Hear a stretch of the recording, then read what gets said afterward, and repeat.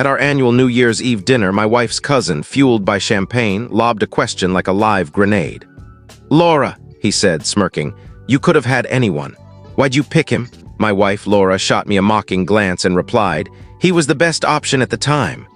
The room roared with laughter, the sound cutting deeper than the words. I didn't flinch. I ate my overcooked roast beef, sipped my flat soda, and let the moment settle. By the next month, Laura was at my door, begging me to save her crumbling world. The dinner, held at her parents' gaudy mansion, was a yearly ordeal I endured like a tax audit. I sat across from Laura, next to her cousin Greg, a loudmouth who'd made a fortune in tech and thought it gave him license to belittle everyone. The meal was in that dead zone between the main course and dessert, the air thick with forced festivity from a family that thrived on subtle jabs. Greg, 3 drinks deep, leaned back and raised his voice. "Laura, seriously, why him? You could have done better." The table fell silent, all eyes on us. Her parents, her sister Kate, a handful of relatives, their faces a mix of curiosity and smugness.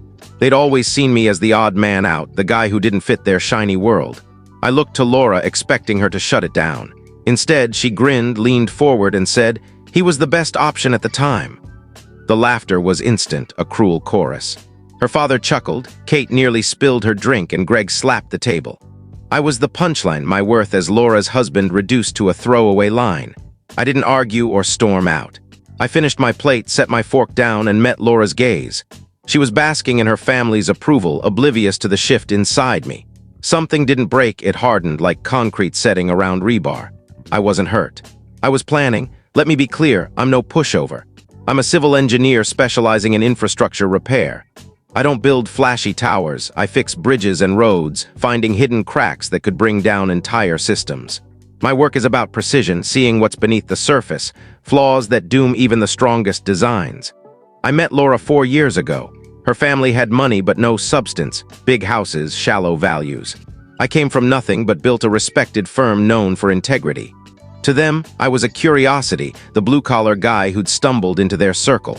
I thought Laura and I were building a partnership, a shared foundation. I was wrong. Her words revealed she saw me as a temporary fix, a stepping stone until something better came along. The drive home was quiet. Laura, still high on her social win, scrolled her phone, giggling at texts from Kate. She thought my silence was sulking. It wasn't. It was the sound of a plan taking shape. Back at our home, a 1940s bungalow I'd restored with care, I went to my office and locked the door. Any good engineer starts with an inspection. I needed to know the full extent of the damage. Our biggest joint project was a lakeside cabin we were building, Laura's dream retreat. She'd insisted on a sleek, modern design, glass walls, high-end finishes, a status symbol to flaunt. The budget had spiraled to $850,000, all from my firm's accounts. The land was in both our names, but every cent was mine. That night, I dug into the financials and found the rot. $70,000 in payments to a vague design consultant I didn't recognize, all approved by Laura. A quick search revealed the company was a front, registered to Kate, tied to her failing artisanal coffee brand. Laura had been funneling money from our project to prop up her sister's flop. This wasn't just betrayal, it was fraud, a structural flaw in our marriage. I had my leverage.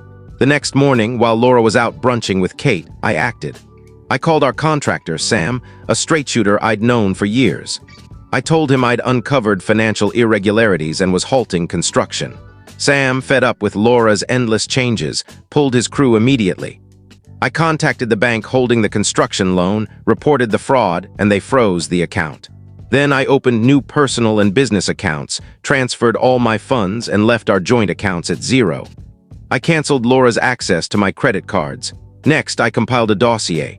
Bank records, fake invoices, proof of the $70,000 Laura and Kate had siphoned. I didn't go to the police. Instead, I emailed it anonymously to Greg, who'd invested $120,000 in Kate's coffee venture, thinking it was his ticket to startup fame. The subject line, "Your money." By evening, the fallout began. Laura stormed in furious. "My card was declined at brunch," she snapped. "Kate's too. Dad had to pay. What's happening?" I shrugged, eating a sandwich. "That's strange." Her phone rang, her mother panicked. Greg had called, accusing Laura and Kate of stealing. "He knows about the payments," Laura whispered, her face ashen. "How?" I took another bite. "Sounds like trouble." Then Sam texted, construction stopped per Mark's orders, site secured. Laura's hands trembled. Stopped? Why? I met her eyes. Financial misconduct. I can't fund a flawed project. The next week was a collapse of her world. Greg, humiliated, pulled his investment and threatened to sue Kate. Kate blamed Laura and their one-site bond fractured. Their parents, desperate to save face, were caught in the chaos. The half-built cabin, a symbol of Laura's ambition, sat abandoned, fueling gossip in their wealthy community. Laura tried to salvage things. She denied the fraud, but I sent the dossier to her father, ending that. Then came tears, apologies, claims she was pressured by Kate and loved me. I was unmoved. This isn't about apologies, I said. Our marriage was built on trust. You've shown it's rotten. I don't build on bad foundations. A month later, Laura was at my door, desperate. Please, Mark, finish the cabin. It's all I have.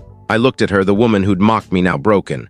The cabin wasn't the project, I said. We were, and we failed. I offered a deal. I'd take full ownership, finish the cabin, and sell it. She'd sign a postnuptial waiving claims to my assets and agree to a swift divorce. The $70,000 she stole would come out of her share. She signed, defeated. I'm at the site now, overseeing construction. Laura's cold modern design is gone. I'm building a warm, classic cabin, timber beams, stone hearth, a home with heart. When it's done, I'll sell it, pay off the loans, and give Laura her cut, minus the stolen funds. It won't sustain her old lifestyle. Her family is in tatters. Greg's lawsuit against Kate drags on, and their parents' reputation is ruined.